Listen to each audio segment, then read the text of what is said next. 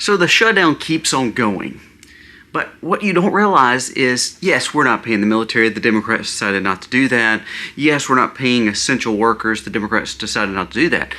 But wait till you hear what this lobbyist said. Now, I don't typically like lobbyists, but you're going to be blown away at what she just said and who is getting paid, who the Democrats are allowing still to get paid. We're going to discuss that. Also, we're going to talk about how even with the shutdown, our trillions are being spent. I shared a meme yesterday that said, you know, with us still having this government shutdown, somehow we're still spending money, going in piles of debt, and things are still working. So the question then comes down to, is it time to relook at how big the government is? We should. Elon Musk just came out and stated work will be optional because AI robots will pretty much take over the daily work. Now, when you hear that, along with the fact of government pushing more subsidies and more payouts for people, what does this mean? It all goes in one trajectory: dependency on the government and UBI. You know, there was a article wrote just yesterday that said this November 1st, SNAP benefits pulling that back. He said it's going to blow up in our faces. He said, and you're going to see crises. He said, not because people deserve to be paid by the government. He said, but for so long, the government has taken care of so many people. And he said, this is what I'm scared of, between healthcare and food, and now the push of AI. We're truly building a full dependency on government. We're going to discuss all this today, because the same people that told you that government's the way and the answer is the same people that has caused a lot of issues for us. A lot to discuss today. Let's dive into all these stories, including what the DC lobbyist said, and let's talk about the shutdown a little bit deeper, because it does pertain to you. And are you better off? Let's talk about it.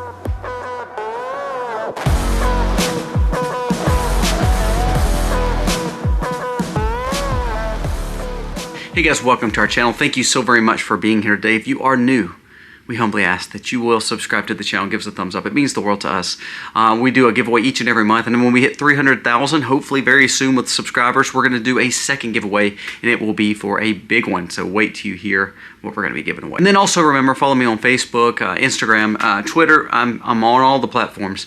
Our goal is to give you as much information as possible, also show you living life sustainable. We have another channel, my vlog channel, Life with Kobe Mack. Go check it out. You see how we grow all this food. And people always ask about these eggs and things like that. That's water glassed eggs, raw eggs that you can pop, break, and scramble. It's amazing. So we show you how to do all that on our vlog channel. Go check it out. Now let's jump into the stories of the day. First, let's talk about what this DC insider said.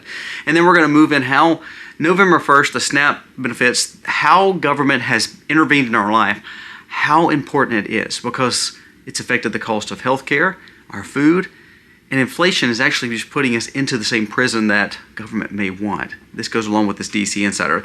This lobbyist, now again, we're not the best of friends with lobbyists. We know that. I believe that they are corrupt. I believe everybody's trying to make money off of our tax dollars, and lobbyists are one of those. But I want you to listen to what she says. This is just dropped. This is from lobbyist Desiree Townsend. She says, we told Congress that we need to get this shutdown finished. But listen to what she says. She said, Congress, the real reason that Democrats are pushing for illegal immigrants' health care in states like California that are so flooded with illegals is that their health care system, listen to this, depends solely on the taxpayer money meant for Americans. She says a lot of these Democratic states cannot make it and will not be able to, quote unquote, keep these illegals here, which is allowing them for better votes, Congress, and hopefully amnesty one day for allowing them to keep the Democrats in power. She said, but here's the thing. Without your dollars, my dollars, they can't sustain. And here's the biggest part of this bombshell. Listen to this. And here's how it gets worse. Democrats are dragging out the shutdown because of big insurance and the dark money payoffs. Guess who's getting paid in the midst of this shutdown? When everybody else is not getting paid, like, you know, your military and all that, which Trump has found ways to pay them, but when essential workers can't be paid, and Democrats voted against that bill yesterday, saying that they want essential workers and military, police, all that to be paid, listen to this. Democrats have voted and given the money of our taxpayers still to the insurance donors. So the insurances, the big insurance companies are still getting paid. United, Aetna, Kaiser, Molina, they're all getting paid straight from the Treasury while Dems block everyone else in the shutdown. So they're still getting your money, even the shutdown. We can't pay our military. Democrats vote against the military, but guess what? The insurance companies are still getting fat checks for health insurance coverage and all the money they've been paying out. So your taxpayer dollars are still going to all this. Now, as we talk about this shutdown and how this lady is trying to stop it, and how this lady is trying to tell you that we need to get the government back going, and again, she probably has alternative motives too. She wants to be paid. But the thing is this, can we just say that government's just too big? I want you to listen to this story. It says that even though the government has been shut down, the debt soars past $38 trillion. It says the U.S. government shut down now in its 24th day of Congress failing to actually fund the government, furloughed workers. We still just went higher, and then $38 trillion worth of debt. It says we hit this trillion quicker than any other trillion we've ever hit. It shows that we're not slowing down this spending. We're just keep flailing it up like we can just keep on printing and it's going to make America great again. Now, this is not Trump's fault. I want you to understand, this is 50 years of bad policy. This is the social welfare programs that we started in the 50s and 60s, and it's still growing. That's why this guy came out. He said, even though the shutdown's going, even though the trillions are being spent, our dollars are falling to pieces, gold and silver, even though it's down a little bit right now, it's still whoppingly up by double and triple the numbers because money is so volatile right now. He said, listen to this. He said, because we've put so many people on this social program of SNAP benefits, of Medicare for all, of Medicaid, welfare, all these other entitlement programs. This guy who's a known economist who knows, he's a filmmaker, book author named Steve Quayle says this. He says, we're looking for economic warnings that are going to be catastrophic because people are so used to it, getting government handouts, that if they choose not to or can't get them or government starts dialing that back, he said, you're going to look for contagion. He said, it's going to cause for civil unrest. Now, here's the thing. He says, the Republicans know this. He said, that's why if you look at what the Republicans are doing and Donald Trump, he says, they're trying to scale back this stuff, but not in an exuberant amount. He said, we need to scale back tremendously. He said, but if he does not do this slow and methodical, if he doesn't start scaling back just barely, he said, you're going to cause for civil war. He said, because people are so entitled to thinking they deserve what government has done and what they've been getting. Now, here's the difference. Because we've built this whole generation that Social Security and Medicare and all that was going to be there, which you're entitled to. You've paid to it. But they've made it mandatory. So now, if you're not getting that, it's the government's fault. So the government took your money and now they're holding it from you. Do you realize that? Here's what I'm saying. If we don't start doing opt-out pauses and clauses for kids, for people, 35 and under, 45 and under, whatever they may be, we're going to keep building this socialized government, and it's going to keep on growing. Now, we're going to talk about what Elon Musk just said and how it goes along with all this, but before we do, a word from today's sponsor. If you wonder why scammers are always getting your phone number, why you have so much spam in your inbox, well, this is why. Your data has been compromised, meaning there's data brokers out there, and what they're doing is getting your information and turn around and selling it to maybe some salespeople, but maybe some bad players. The crazy thing is they do it without your consent. They give all your information to all these places, and it makes you vulnerable. And you know what? You actually can call hundreds of companies, thousands of companies, and tell them you don't want your information shared on the World Wide Web. But guess what? It's kind of hard and time-consuming.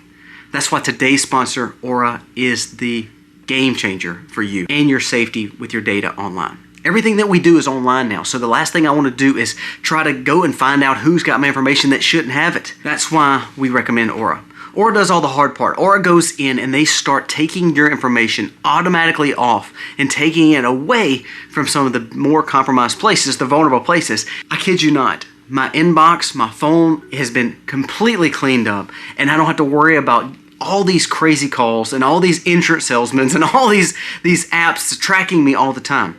because Aura is there to help. Aura also is so much more. Aura is all-in-one digital security. They do 5 things extremely well. They send you alerts if all of a sudden they find your personal information on the dark web, real-time fraud alerts for credit and banking apps, and also if your information has been compromised. 24/7 monitoring. This is the biggest, because I promise you, the people that are probably stealing your information, they're probably not doing it during the day era. What if it's through the night?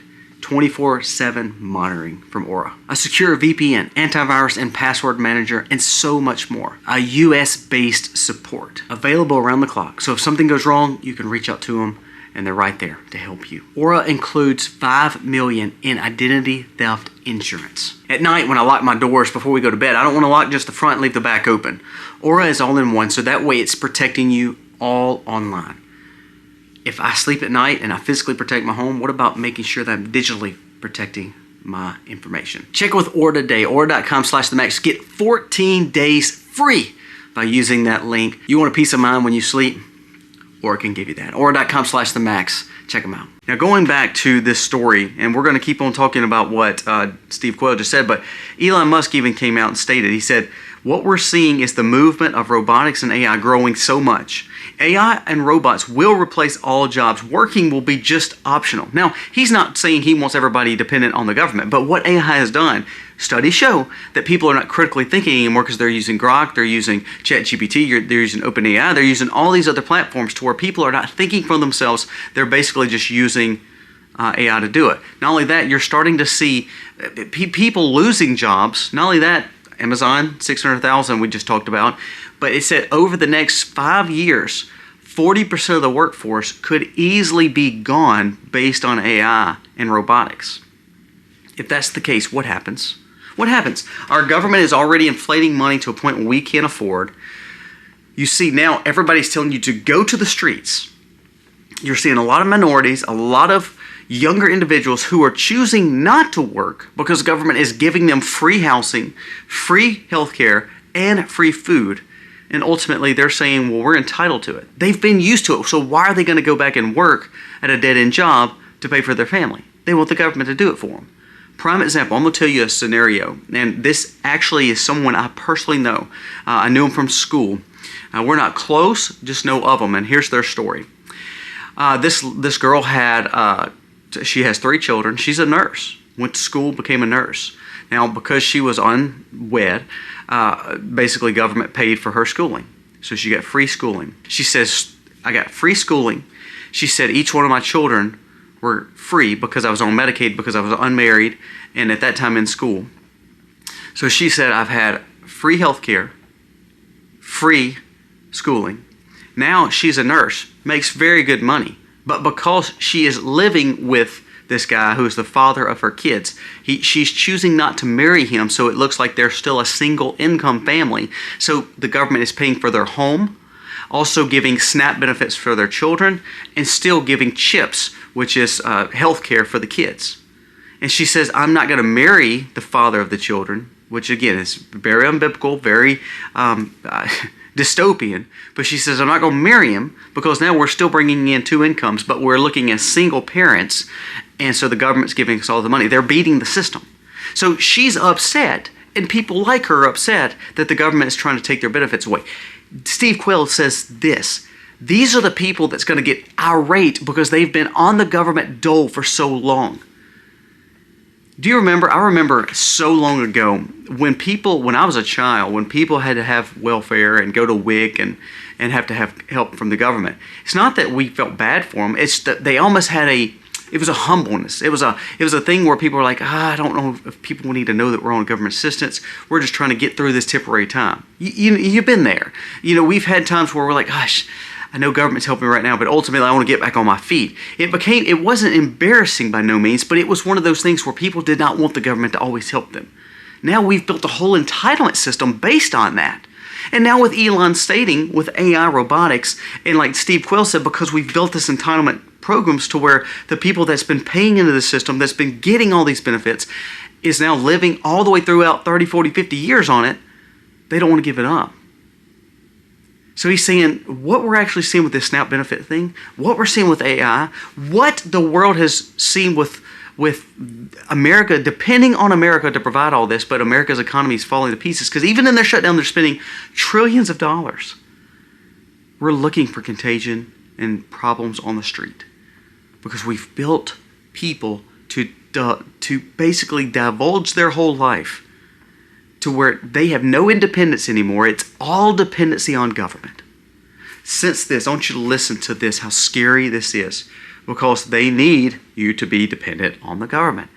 It says, since Obamacare, the average American in 2009 was paying $6,000 to $7,000 for their health care per year. They said the average American family that's 4 to 5 people is paying $27,000 a year in health care. Now I'm going to blow your mind. I can't even partake in my own health care that I provide for my workers at my job because it's a ripoff and I can't afford it for my 8 family members. What we do is we do Christian care health sharing. So it means high deductibles, lower cost. And again, we just, if we have to get on pharmaceuticals, we get on pharmaceuticals, we pay for them. So it shows that we try not to get on pharmaceuticals. Our goal is to use herbal medicines, food in our diets. But here's the thing. Government's intervention in expansion of healthcare coverage has actually caused for, what did we just hear from the DC lobbyist?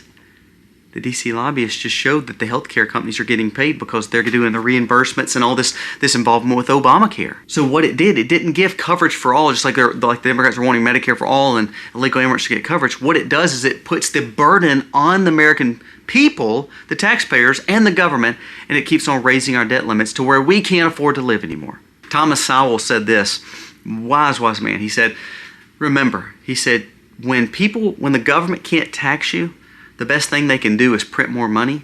They get what they want, and they're still taxing you because the inflation hits everyone. So it makes it look better on the Democrats. It looks better on the big government because what they're doing is doing the exact same thing they want. They can't take your money legally through taxation because they know it'd be uproar. So all they do is just print more, make more government programs, and ultimately it still taxes you through inflation. They get what they want, and they're looking at you as peasants because you're the one dependent on the system. Now, Thomas Sowell is an African-American man, and he said, what we've done is government programs has destroyed not only the black race, but ultimately fathers and homes. It's destroyed the well-being of the family. And because the destroying of the families happened, the dependency on government's even more. Now all of a sudden, what if AI and robotics comes along? What does that mean? You're going to see, you will see universal basic income. You will see Medicare for all. You will see more socialized programs because guess what? If people lose jobs, at least 40 or 50% of people, like they're stating, by 5 years, and people are in debt up their eyeballs, guess what's going to happen? People are going to the streets, civil unrest, and then all of a sudden government's going to come in and say, well, we're here to help. Emergency declaration, we're going to give all you money. We're going to stimulate you. We're going to give all you money per month so you can live. So we're going to tax more, but ultimately we're going to give it back to you. Stipend. That's called communism and socialism. This is exactly what Zohar Mamdani is trying to do in New York City. Do you see what is happening right before you? Why do you think we try to prepare? Why do you think we buy barterable goods? Why do you think we buy Second Amendment rights? Why do you think we try to stockpile cash, gold, and silver? Why do you think that we push against crypto because it's going to buy into the same system that government will be over it? Why do you think we tell you each and every day the things that are happening? Because you have to build the independence, critically think for yourself, and gain wisdom. If you're not gaining wisdom and seeing common sense and understanding where we're at, you will fall for all of this. You will fall for the stimuluses. You will fall for the universal basic income for all. You will fall for Medicare for all. You will fall for more government intervention in your life because you'll say, well, we can't make it. We're struggling. Well, the reason we're struggling is because the government actually made the problem so they can become the solution to ultimately make you the pawn and the prisoner. That's how it works, doesn't it? It's how it works. I caught a hog up yesterday. If you're watching my blog channel, you know this. But the purpose is that hog I've been feeding in one spot because ultimately he's fixing to become smoked sausage and bacon. Because we're a sustainable farm, that's why we raise animals. They feed us. So we take great care of them, but then it's time for them to feed us. I've been feeding him in this one spot. And he's like, man, free food all by myself. This is the life. The whole time he doesn't know it. I'm programming him to come into that spot because his days are numbered. The other ones are like, man, he's got all the benefits. I need to get in there too. We had one more try to get in there, didn't he? He didn't realize that if he gets in there, it's not looking good for him. But I keep feeding that one in that same place because I'm programming him to realize that this is where you got to come. Because guess what? I have a plan for him, don't I? It's not good for him. It's good for me. See, sometimes I feel like the government does that. They program us. They give us all this stuff, all this free stuff. Ultimately, they're putting us in the prison or they have bad plans for us. Either way, when everybody's pushing you to crypto, you need to ask yourself, why is all these big businesses and these big banks and JP Morgan Chase and BlackRock and the government pushing us into crypto? They must look out for us. No. Why do you think AI is growing so much? Because they wanted to make it easier for you. No, that's probably not it.